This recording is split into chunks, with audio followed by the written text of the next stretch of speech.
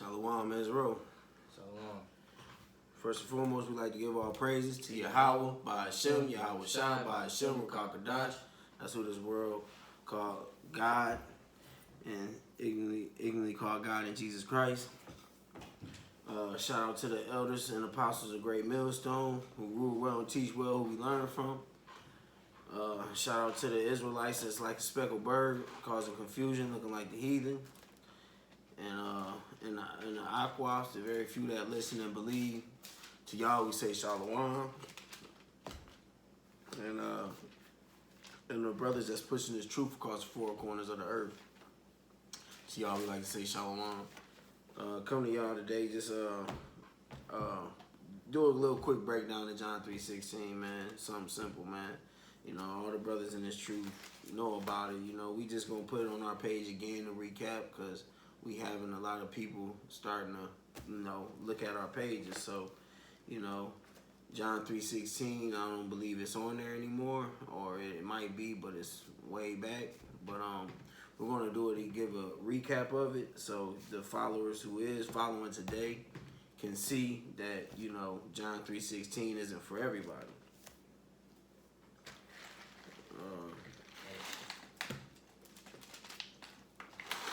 The book of John, chapter 3. First off, start at verse 1.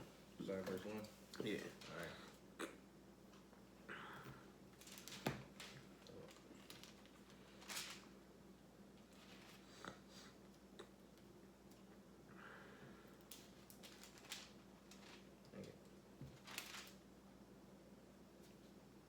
There was a man of the Pharisees named Nicodemus, a ruler of the Jews.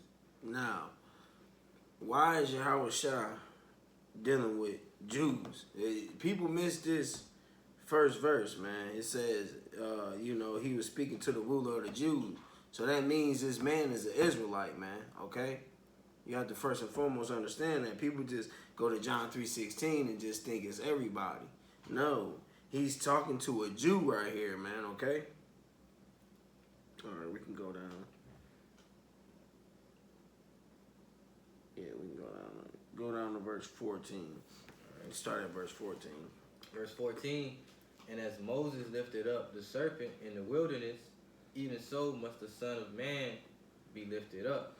Now, what is Yahweh Shai quoting right here? That is Yahweh Shai talking. Yeah. Right. Yeah.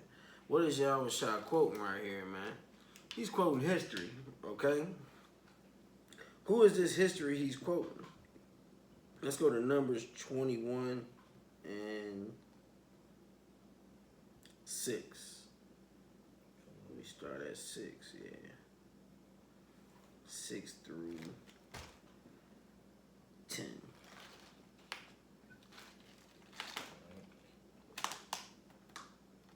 This is the book of Numbers, chapter 21, verse 6.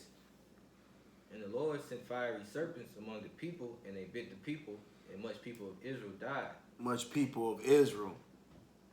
So Yahweh Shai is quoting things that's pertaining to who? Israel.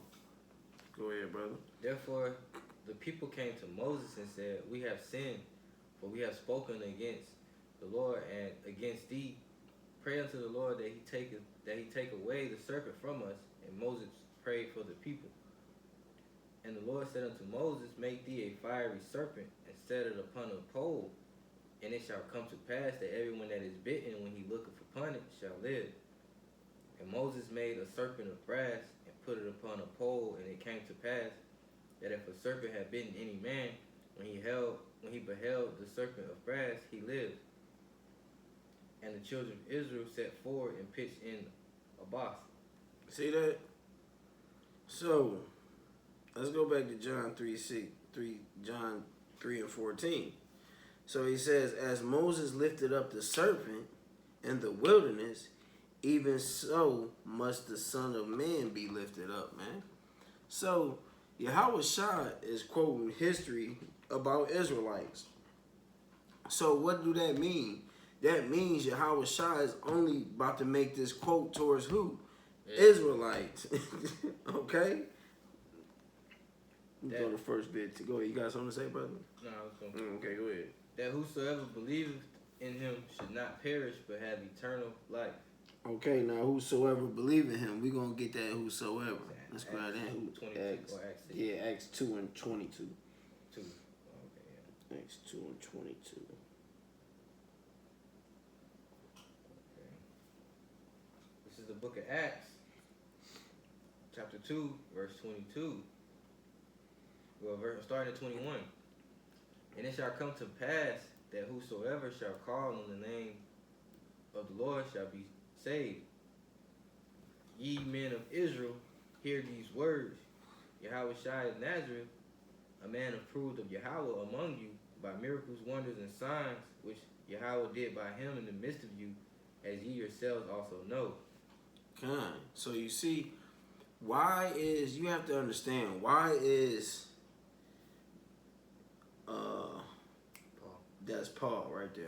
Why is Paul talking to Israelites saying, whosoever calling on the name of the Lord shall be saved, men of Israel, hear these words?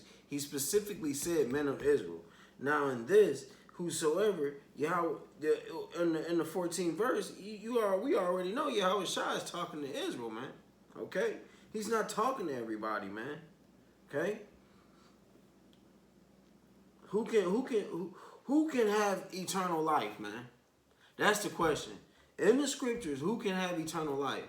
Right. What nation of people? What nation of people gonna have eternal life, man? Not no heathens. Not no Edomites, no Ammonites, no Moabites, no Hamites, no Cushites. None of them have eternal life. Who was promised eternal life? Israelites, man. Okay? So Yahweh Shai is talking about Israelites right here, man. Keep reading. Yeah, verse 16.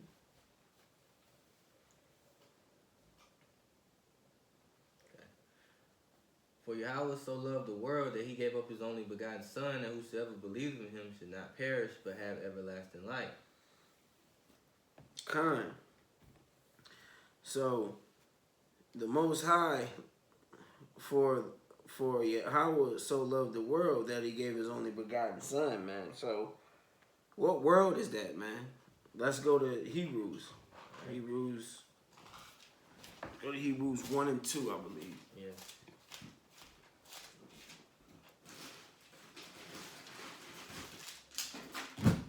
Water too cold, ain't it? No, I'm about to put some of this warm water in. That ice on for me. This is Hebrews chapter 1, verse 2. Hath in these last days spoken unto us by his Son, whom he hath appointed heir of all things, by whom also he made the worlds. Kind. Now, it says he also made the worlds, man. So what do that mean, man? Every nation is a world, man, okay? When they say the tabernacles of Edom, the tabernacles of Israel, the tabernacles of Moab, that's houses, man, nations, okay? Like, y'all understand this, y'all understand that shit in Game of Thrones and on old series, you know, series that's made of old, man, and the ancient, you know what I mean? The Caesar Borgiers, the Game of Thrones. Y'all understand when they say houses and tabernacles in there, y'all know what they talking about. When it come to the Bible, everybody want to disregard it. Everybody want to disregard it. Why? Because this Bible is true. And all these other nations want to be involved, man. But they can't be, man. So these worlds, you have different worlds, man. You got the Edomites world. You got the Israelite world. You got the Moabite world. You got the Cushite world. You got the Hamite world. And if you look in reality, they're different worlds. Look what the Hamites doing. Right. Look what the Cushites doing. Look what the Moabites doing. Look what Ammon doing. Ammonites. They're all in their different world, bro. Look at Israel. Israel is the stupidest world on earth. I don't give a fuck. I'ma just keep it real. Israel is the stupidest world on earth, man. Right. You know, and like, go ahead, brother. If you, like I was saying, if you look in reality, all the other nations are in their own world, man. Yeah, and it's good he said that because each world is so diverse. Each world has their own culture, their way of living, their way of colonizing. You know, you go to Hong Kong, you're not gonna see houses over here like how they look in Europe. And you go to Europe, you're not gonna see houses that look like, you know, people over there in Australia.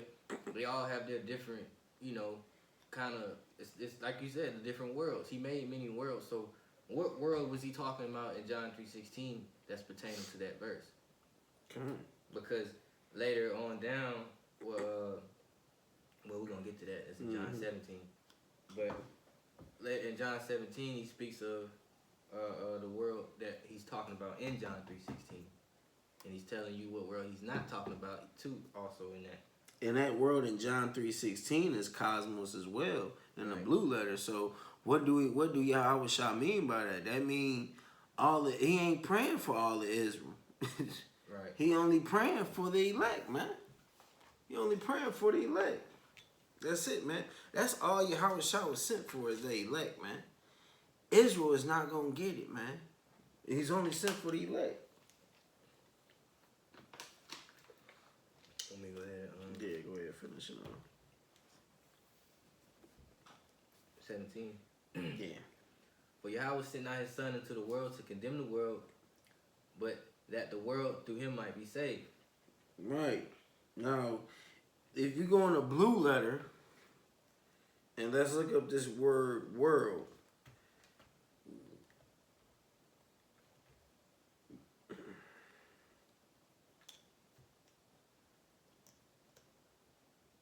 Let's go in the blue letter, look up this word world.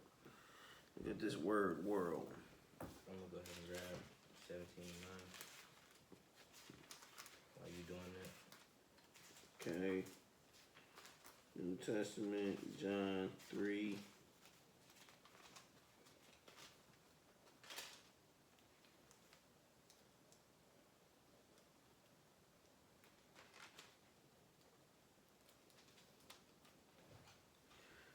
Strong's G 2889 Cosmos. Okay. For all of y'all that's watching this, man, and y'all want to learn, man, download the Bible Blue Letter app, man. Okay. You can break these words up in the Bible, man, and find the true meaning out of English, man. Because English is the most deceiving, you know, language in this damn world, man. Right, and some of you brothers don't look up words, man. Kind. Y'all have to look up these words, right? Because you know, like I say, English is a bastard language. So, and you know, the words in this time that were spoken were Greek and Latin. So, you know, they use etymology, you know, to give us a different interpretation of these scriptures. So you got to look up these words in the Holy Tongue, or whatever the blue letter give you, because it's mostly Greek, but there's some Latin words in there as well. This is the first definition. An apt and harmonious arrangement or constitution, order, or government. Okay, so that's not stating everybody, man. That's stating a certain people, man. Okay? That world is cosmos right there. That's in verse 16. John 3:16, verse 16. Now let's go to verse 17 and see if that's cosmos as well.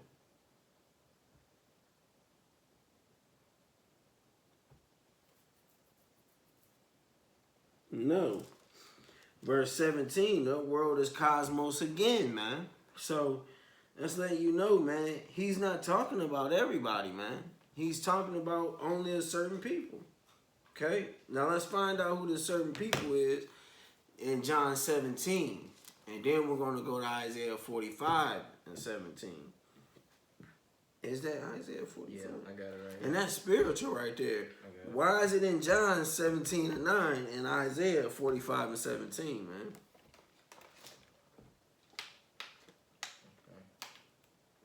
John chapter 17, and I'm going to start at verse 8. For I have given unto them the words which thou gavest me, and they have received them, and have known surely that I came out from thee, and they have believed that thou didst send me. I pray for them. Who pray? Salakim. Read that back again, brother. Verse 8 or verse 9? I pray for them, or verse 8. Verse 8. For I have given unto them the words which thou gavest me, and they have received them. This is pertaining to the elect. Not right. And he said they have believed the word that thou. What did he say? That thou did send me. That thou did send. So this is Yahweh Shah. This book is Yahweh Shah, man. Only the elect believe in the whole book. Only the elect. Christians believe that one part of the book is done away with. All other religions just they're contrary to this, man. Okay, go ahead, brother. Oh yeah, we gotta get rid of him. Oh yeah, man. Yeah. Oh, Jacob, no, you might. Okay. I mean, Word. we can cut that out, bro. Yeah. All right. But, No, we ain't gotta cut it. We just hurry up and get it out the way. Yeah. Alright, well, verse 9. I pray for them, I pray not for the world, but for them which thou hast given me, for they are thine. God, you see that? So he said, I pray for them, I pray not for the world. So the Lord ain't bipolar, man. Okay? And the Lord do not contradict himself. So he just stated he prayed for the elect and not for the world. And that world is cosmos again in John 17 and 9. Let's go to Isaiah 45. Isaiah 45 and 17 for y'all. This is the book of Isaiah, chapter 45, verse 17. It says, But Israel shall be saved in the Lord with an everlasting salvation. You shall not be ashamed nor confounded, world without end. That's the world in John 3:16, man. That's world without end. Why? Because John, you got to remember precept upon precept. John 3:16 says, For the Most High so loved the world that he gave his only begotten Son, that whosoever believeth in him shall not perish, but have everlasting life. Who got everlasting life? Israel shall be saved, world without end, man. That's why the Old Testament is not done away with, man. When you go in the New Testament, what did the prophet Paul quoted Isaiah the most, man? He quoted Isaiah the most, man. And what did Isaiah quote? All you nations going into slavery, man. And he quoted Israel shall be saved, even though today it's going to be a remnant that's going to come back, but Israel is going to be saved ultimately, man. Okay? Got something to say, brother? I mean, now that's really pretty much straight to the point. Honestly, man, if you don't, those scriptures don't edify you enough, I mean, you just ain't got it, man. yeah, you just ain't got it. Just ain't got it, man. The Most High blinded y'all, man. Right. I mean, it's not for y'all, man. This book, see, Esau made this book international to make it seem like everyone can be accepted into salvation. And he put it in code. Or accepted into the nation of Israel by adoption. It's not biblical at all. So, what you have to do, man, you have to read the Bible for yourself, you know, and pray that you get understanding. Pray that, you know, tell him to put the Spirit on you. Ask him, put the Spirit on you, because he said, if any man asks for wisdom, ask him. You know, much prayer, much supplication, and much faith. But that's it. That's all I gotta say. With that, we're gonna end it, man. Shalom. Shalom.